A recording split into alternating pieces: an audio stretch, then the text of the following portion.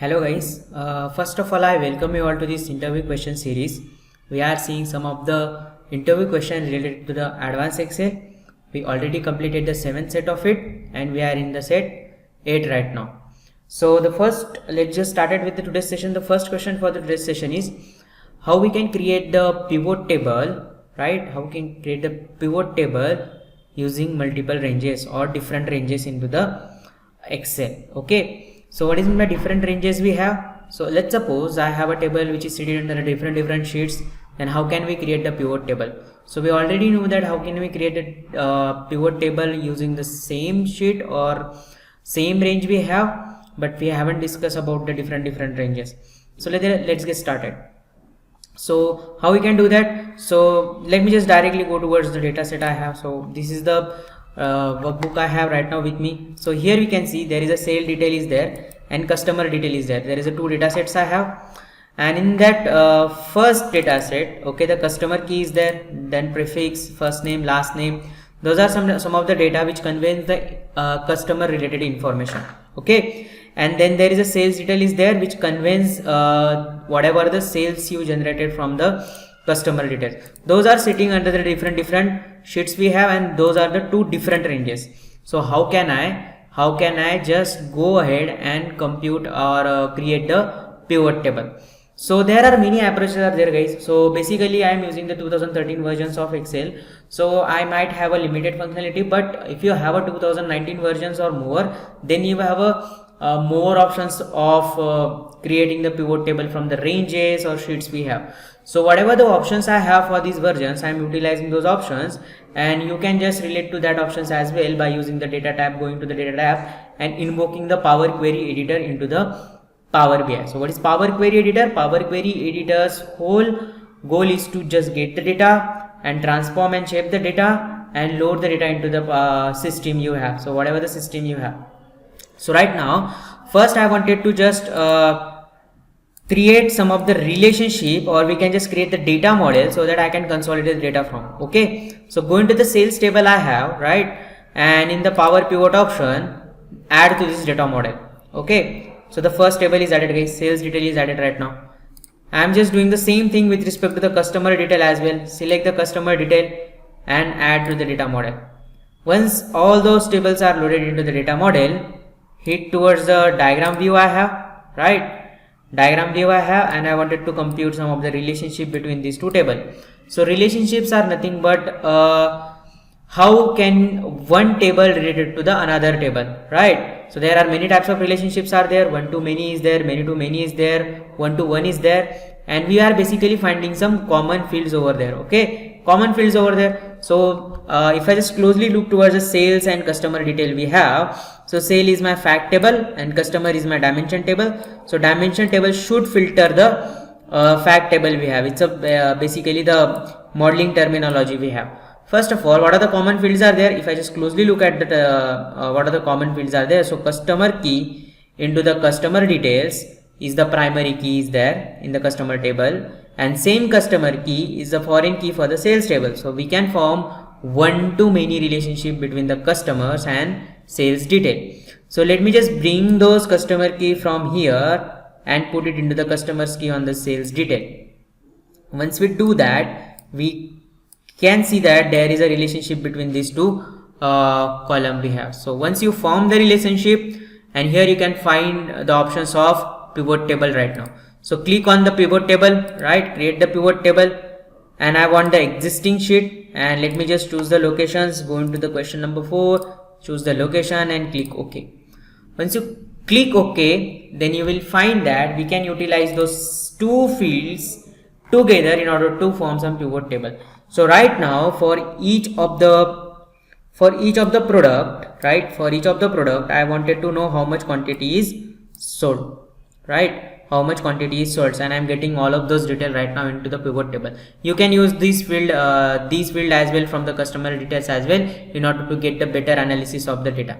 Clear guys? This is how we can just create the pivot table from the multiple ranges into the Excel. Another stuff with respect to the getting the data and creating such kind of pivot table is that it is something like aggregation operations. Okay, so if I just click on that arrow into the value fields, right, in the value field setting, you can see that there are many by default aggregation operations are available. How many aggregation operations are available? Sum, count, average, max, mean, standard deviation, population is also there, then variance of populations is also there, and distinct count. Those are the some of the aggregation operations are available by default with respect to the value field into the pivot table. I guess it's clear for all of you guys. This is how we can just create the pivot table from the multiple range by using the power pivot, or we can say something like modeling, doing the data modeling into the Excel we have. Clear? So this is all we have for this question. Let me just move towards the other question we have for the day. So the second question we have for the day is something between the difference between the rand and rand between functions. Okay, to generating some random numbers to do some simulation into the Excel. Okay, so first of all, what is the difference between the rand and rand between functions? So rand nothing but the random number, and if I just employ the rand function, then it will generate the number from 0 to 1 only, right? Any number from 0 to 1 only. And rand between will generate an integer number between specified top and bottom things. We will look into that, how can we generate those things right now into the Excels, and it will clarify you the difference as well. Okay, let me just go into the Excel, right? Okay, and in that we have something like let me just create some data, right? So let's suppose I have a product name is there. Okay, product name is there, and for each of that product I am getting what are the total monthly sale is there. So Jan is there, Feb, let me just take some column name, March, April, May, June, July, August is there, September, October, November and December. These are the 12 months we have right now. And product name I can just take anything, right? A, B, C, D, E, F and G. Okay, H, I, J. Okay, so these are the products I have, and I wanted to generate some number between some ranges. So we will first employ the rand function equals to rand we have, right? And it won't take any argument, right? It's a random number between 0 to 1, fixed only. Okay, if I just press enter here, you can see it's a number between the 0 and 1 only, strictly 0 and 1. Okay, let me just go here, control D those stuff, first control R, and you can see that there are data is there which is generated from the random functions. So if I just employ the different function right now, okay, let me just employ the different function. Instead of rand function, I am just using the rand between. Okay, so it will generate the integer value equals to rand between, okay, bottom. So minimum, so let's suppose I want the minimum something like let me just take the 10, right? And maximum is to be something like 100. So it will generate a random number between 10 to 100, and let me just enter those stuff. Okay, let me just go here, right, control R, and also just go here right now, and you can see that we can just impute those things as well. So these are the things we have, right? Let me just take it. These are the things we have for generating the random numbers. Again, you can notice that if I just change the state, okay, so if I just enter anything into the Excel, the numbers will change because it is a dynamic functions we have, right? It has a dynamic functions. So in order to make it less dynamic, we can just do one trick here is that, so let me just select the data I have, right, control C those stuff and paste here as a value. Okay, paste here as a value, then the data won't change. So if I just enter here, the data is not changing here right now. Clear guys? Yes, no? Okay, so this is the thing we have for the random and random integer generation of random integers value or generation of the any decimal values. So rand and rand between functions are, we can employ this function for the simulation, for generating some simulated data for any practical purposes. Okay, so I guess it's clear for all of you guys. Let me just move forward with the other questions I have.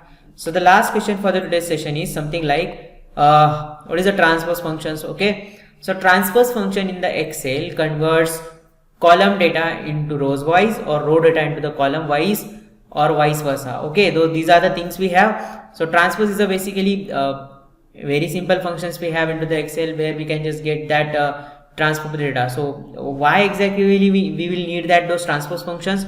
So we will need that transpose functions when we want to widen our data or we can change the shape of our data, then we can utilize the transpose functions as well. So how exactly we can employ the transpose function? So for the clarity sake, I am using some of the Excel 2013 version, and in the 2013 versions, so whatever the functionality is there, we can apply those things. First of all, I have the same data which we have generated right now into the previous question, in which I have product name is there, and for each of the month I am getting the total quantity or total sales, whatever it may be. Okay, another thing is that I wanted to just transpose the data so that I'll get the product name onto the rows, right, and the values into the columns. Okay, values into the columns. For that purpose we can employ the transpose functions. But before we employing any transpose functions, we have to determine or we have to do some calculations. So what are the calculations I need? I need a region or a range calculations. So range calculations are nothing but when you wanted to transpose your data, what should be the ranges. So if you haven't computed the range already, then those functions will not work. So let's just compute the range. Range means what? So I am just wanted to convert this A, B, C, D, something like that into the rows we have, right? Into the rows we have. So how many things are there? So if I just do selections, I have a 10 values are there. Okay, so 10 rows are there right now. This is the first range I have. Also I want these things to be on my to be on my columnar side. So these are the 12 months we have. So 12 things should be there. So let me just select those 12 things. Okay, 4, 5, 6, 7, 8, 9, 10, 11, 12. Okay, the region is right now selected. This is how we can just do the region calculation. Again, let me just try to type it down. The transpose equals to transpose we have. Okay, and it will asking me array is a newer concept, but in order to utilize those functions into the older version, how can we do that? Let me just communicate those stuffs as well. So transpose, it will asking me for array. So let me just highlight the array first. So control shift right arrow, right, and again control shift down arrow. It will select all the things right now. It will select all the things, and after that let's just complete the functions. Don't press enter here. Okay, don't press enter. Press control shift and enter simultaneously. Okay, so don't press the enter, press control shift enter, and you can get that all of the data is transported right now into the different shape. We can get like for A, right, 51 and 55 are the cells are there. 51 and 55, those are in the rows. Right now they are in the columns as well. So this is how we can just employ the transpose function in order to change the shape of a data, right, in order to change the shape of a data. So those are the questions we have for the day, guys. Okay, just keep practice all of those things, right, and you will get the much better understanding of the how this function will look like. Okay, so we will meet in the next sessions with the more interview question related to the advanced Excel. Till then, have a nice day.